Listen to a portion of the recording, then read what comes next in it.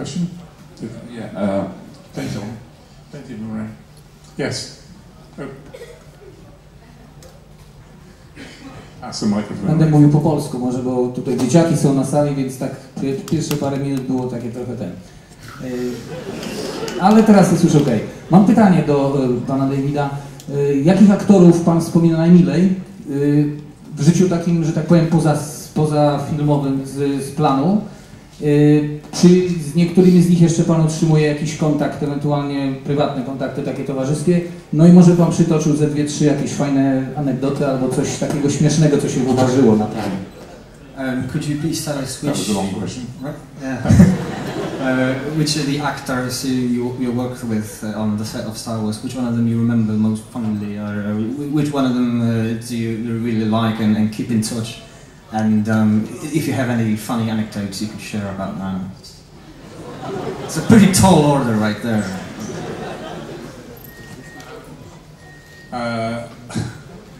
What can I say?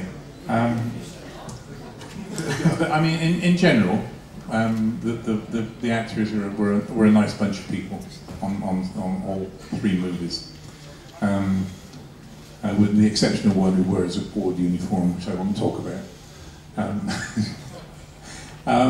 No, I mean, most, as I said, 99% of them were excellent. I mean, I had a great rapport with Harrison Ford and with Carrie Fisher and Mark Hamill. They were nice. Sir Alec Guinness it was great for me to work with Sir Alec Guinness because he was like one of the greatest actors in the film world. And then all the other actors from Kenny Baker was lovely. Chewbacca was nice. I don't really ever liked the fact that I turned the part down and he got the role. And I think he thinks he was offered the role, before I came along, as it were. But no, they're in the main they're a really nice bunch of people. And of course, traveling around now doing all the conventions like I do. You're always meeting up with them, and you're meeting up with a lot of people that you actually never came across whilst you were working on Star Wars. It's like all the lesser characters, the characters that were always in masks and costumes, and you never saw them out of costume. You saw them on the set, and all of a sudden I go to a convention, I see somebody, I said, well, I've never seen you before. Who are you? And he said, oh, I was Bosk or something like this, And, Z nielicznymi wyjątkami generalnie aktorzy na planie Gwiezdnych Wojen byli bardzo sympatycznymi typami i typiarami. Szczególnie sobie miło współpracę Dave wspomina z Harrisonem Fordem i z Carrie Fisher. Nie wspomniał w zrzeczności o jakimś jednym typie, który faktycznie zaszedł za skórę. Ale to jest też ciekawe, że jeżdżąc właśnie po tego typu imprezach, po imprezach gwiezdnowojennych można spotkać aktorów, którzy mają jakieś takie zupełnie drugorzędne role, którzy grali w maskach po prostu na planie i kiedy oni podchodzą i przedstawiają się po raz pierwszy z imienia i nazwiska, zazwyczaj trudno jest ich zidentyfikować po prostu, ponieważ nigdy nie było okazji, żeby się z nimi jakoś twarzą w twarz zobaczyć. Więc zawsze jest duże zaskoczenie. Kim jesteś? O, grałem Boska. O, fajnie. Dobrze zobaczyć twarz wreszcie. Really, the only 2 that didn't get on was R2-D2 and C-3PO, and they hated the sight of each other and still do. Czyli najbardziej bruździli na planie właśnie R2-D2 i C-3PO, czyli that was Ken Baker and Anthony Daniels, wasn't it? Yeah? Kenny Baker i Anthony Daniels jako te osoby, które najbardziej marudziły na planie i które zapisały się właśnie negatywnie. Kenny Baker is a lovely little guy, but he was a very famous variety artist. He used to have an act with his partner Jack, and they used to call it the Mini-Toons. But it was a wonderful act, a musical act. And Jack, his partner, unfortunately died, and Kenny thought, wouldn't it be absolutely fantastic if C-3PO and R2-D2 could go around together as a comic act. And of course, Kenny thought they were going to be like Laurel and Hardy, there's that sort of thing. And but Tony Daniels showed no interest in it whatsoever, and unfortunately, it's, the angst is terrible amongst them.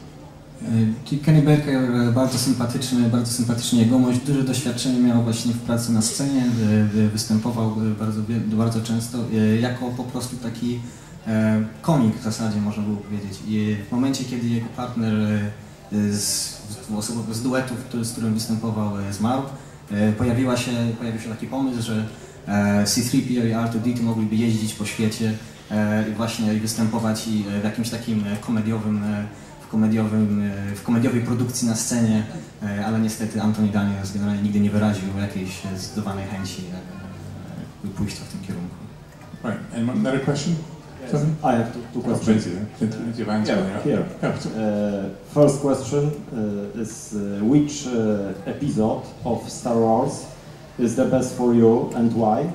And second question, do you like Poland and Polish people? Czyli który epizod najbardziej Ci się podoba i czy lubisz Polaków, polskich fanów? Of the 6 episodes, I obviously was only involved in 4, 5, 6, and of the 3 episodes that I did, I thought Empire Strikes Back was, to me, my favourite. I enjoyed that one more than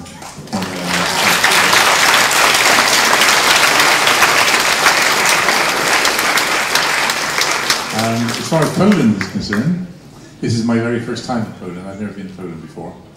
I came in yesterday and flew into Warsaw because I didn't want to. They said there was an airport here, but it was a budget airline, Ryanair, and I didn't want to fly on Ryanair. You know? Thank you. But after the terrible journey I had last night, it took me 5 hours to get here last night, and the traffic was horrendous. We left at 5 o'clock and I got here just after about 10:15 at night. And I think next time I fly, I'll bite the bullet and fly on Ryanair. Czyli odpowiadając na pierwsze pytanie, to właśnie Imperium kontratakuje jest tym ulubionym epizodem. Natomiast jeśli chodzi o Polskę, no jest to pierwsza wizyta pana Prowse'a tutaj u nas. Ogólnie oczywiście nie narzeka, natomiast najwięcej jakiejś takiej niechęci ma do podróży, którą musiał odbyć z Warszawy tutaj do Bydgoszczy, ponieważ informacja oryginalnie była taka, że jest tutaj, że mamy lotnisko, ale jest to lotnisko Ryanaira. Ja ze zrozumiałych względów nie może nie chcieć akurat korzystać z tej konkretnej linii, więc poleciał do Warszawy, skąd podróż zajmują 5 godzin samochodem, przyjechał bardzo późno, był bardzo zmęczony i bardzo zły. My drive up wasn't helped by the fact that my driver, nice young fella, but he didn't speak a word of English. So I couldn't talk to him, and he spent 90% of his time either texting or on the mobile phone all the way up. Do you realize your driver was actually the brother of the main organizer? Yeah, really? I didn't. In England, they are clamping down, really clamping down on the use of portable phones, and also texting and phones and things like this. And it's now illegal for you to do this so it is here. Right. Oh. You want to tell this guy last night? Yeah. But it frightens me to death. You know, to be driving along at 90 miles an hour and he's got a phone in one hand and on the steering wheel, he's tapping it with the other hand. Riff, jesteś tutaj gdzieś na sali? Oh, God. I said, it's worse for me because, as I said, I had years of being the government's sort of safety man. I was the figurehead of the government's road safety campaign, the Green Cross Code man, yeah. And if I was to get involved in an accident, any form of accident, I'll tell you, it would be all over the world, you know, to say that the road safety man's, you know, been knocked over. Komfortu podróży nie wspomógł fakt, że kierowca nie mówił po angielsku zupełnie, więc 5 godzin w ciszy jazdy było po prostu. A także fakt, że jeśli nie rozmawiał przez telefon akurat, to pisał SMS-y prowadząc samochód z prędkością powyżej dopuszczalnej zdecydowanie, więc... Riff, jesteś? No. Tego nie było, to się wytnie. I szczególnie jest to ważne właśnie dla pana Prowse'a, ponieważ jako osoba udzielająca się publicznie też zabiega często o to, aby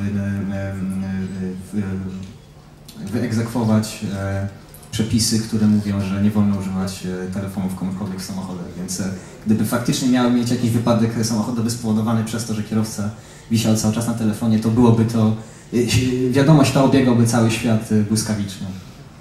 Right, another question? No, I hated it.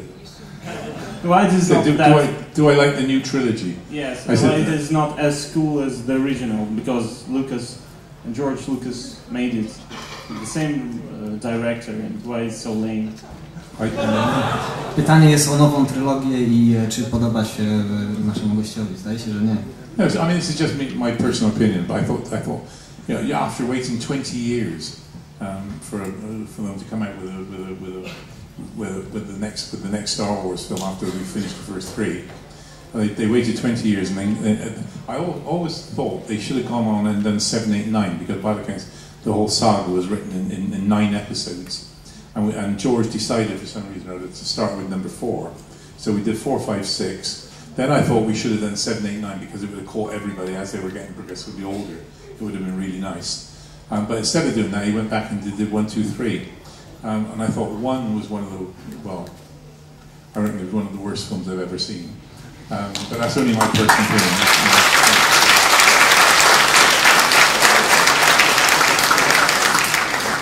I could have willingly screwed Jar Jar Binks' neck.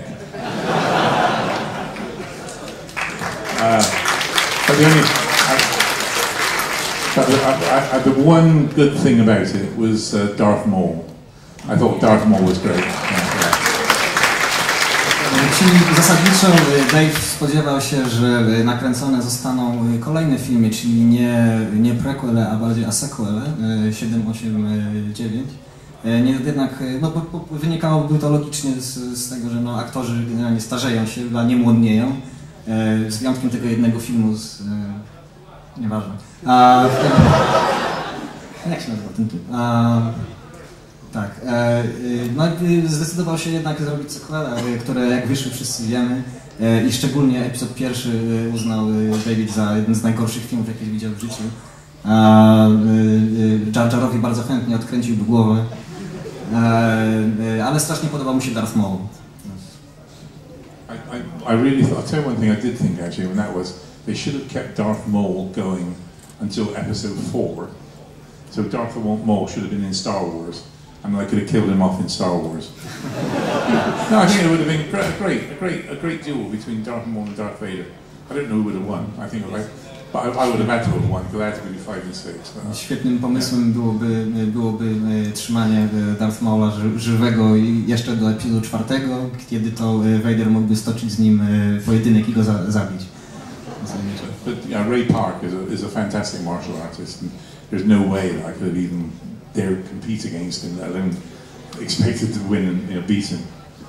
Ray Park świetny atleta, bardzo wyszkolony człowiek, także David Prowse mówi, że raczej nie stanąłby z nim w szranki.